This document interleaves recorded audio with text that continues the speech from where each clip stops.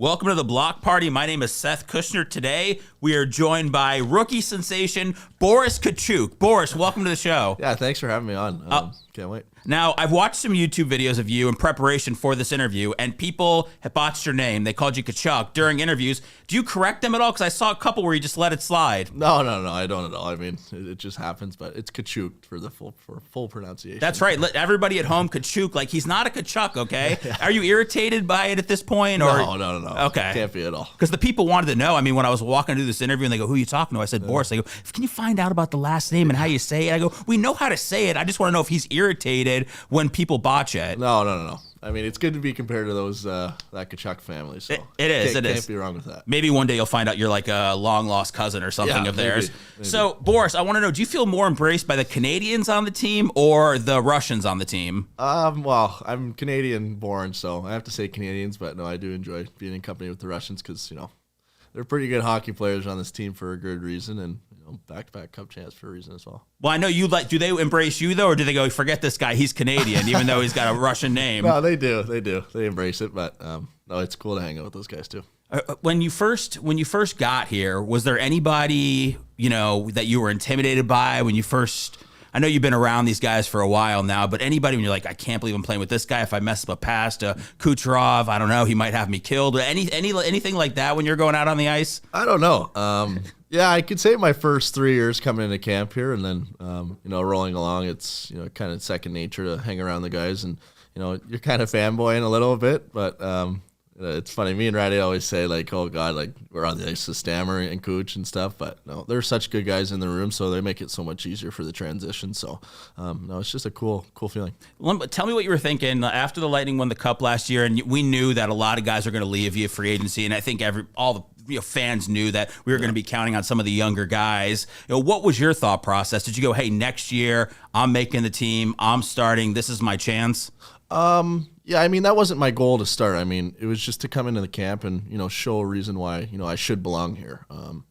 It was, coming in with confidence and, like you said, there's guys that were leaving and those are some big shoes to fill and with that whole Gord, Colsey and good row. Yeah, and Goody. So, no, other than that, it was just coming into camp with, a good positive attitude and, seeing there was a chance to make it. And, luckily I had the good impressions on the coaches to fully make it. What's it been like to be around the winning? And I know you got to hoist the cup last year and everything.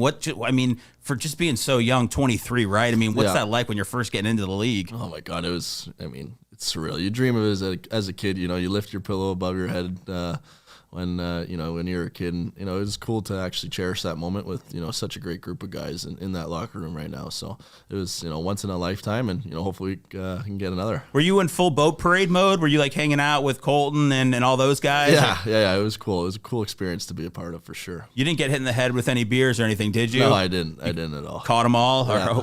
All right. Now, did you ever envision? You said you held up the pillow and stuff as a kid. Did you ever envision yourself fighting Chara as a kid? Was that ever something that you thought of, or no, never. But I mean, it was just a spark of the moment. Really, I was kind of blackout mode. I was really heated, and he kind of made a cheap shot on me. So I just had to stick up for myself, and it played out to fight Chara. Did you know it was him right away? Because you turn around and you swung and you hit him like right in his chest, and I thought maybe you thought you were fighting a shorter guy at first, and then you realized what you were getting yourself into. I thought you did a great job, by the way, with him. No, it was just like blackout mode. Like I said, I didn't really care who it was, but it happened to be Chara. I mean, I punched him in the chest. I think Patty Maroon kind of chirped me for it. Like, you hit him in the chest, like, come on, you got to hit him in the face at least. But it was just, heat of the moment. So what'd the guys say? Anybody say anything other than Patty? I know Patty likes to fight Chara. Anybody else chirp you? I mean, because they were saying on TV, the crowd was going crazy. I mean, you get a lot of respect when you go,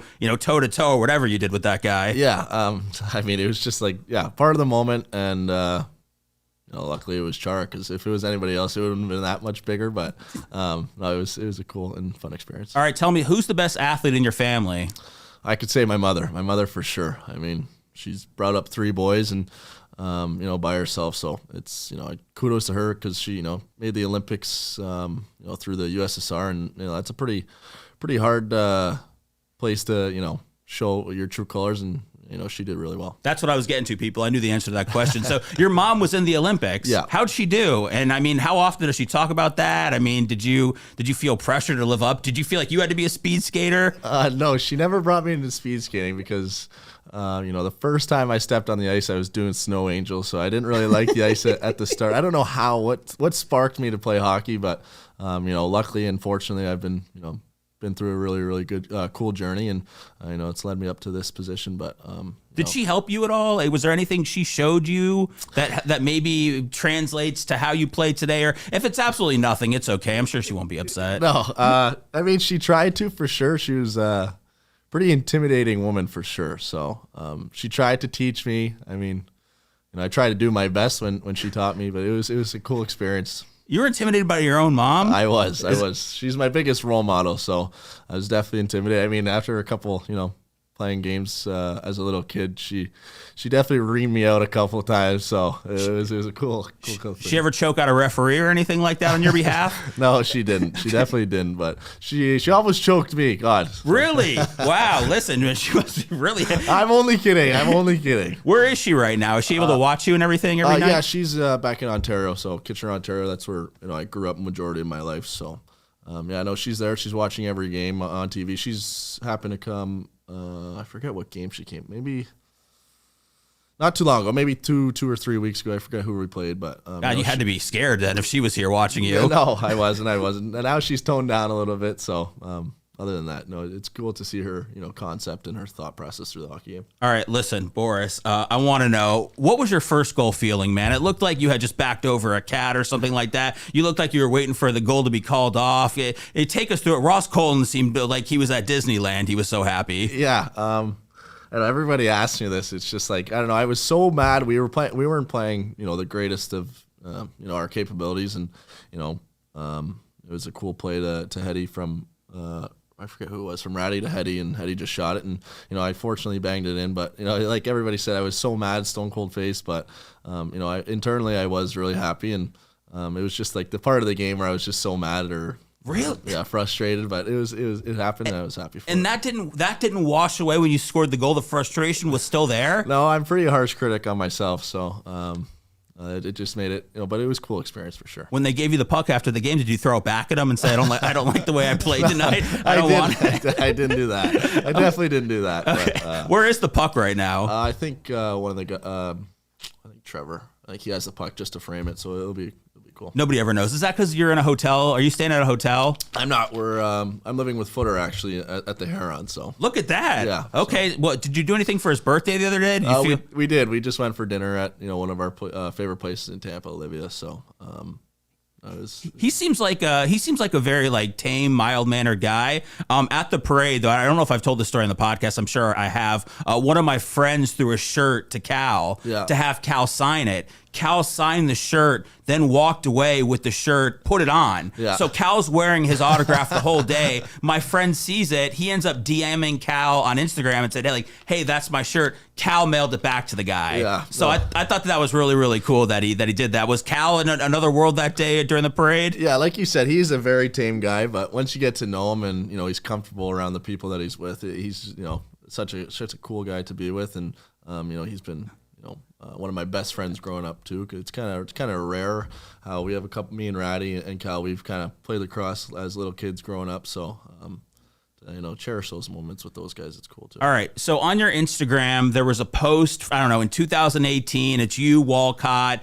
and Ross Colton. I don't know if you're dressed up as pink Teletubbies or there's something going on there. Yeah. And then there's not a post for 3 years until it's you hoisting the Stanley Cup. Yeah. What was going on for the last 3 years, Boris? I know you had to be scrolling on Instagram. You just weren't inspired to post until you won the cup? Yeah.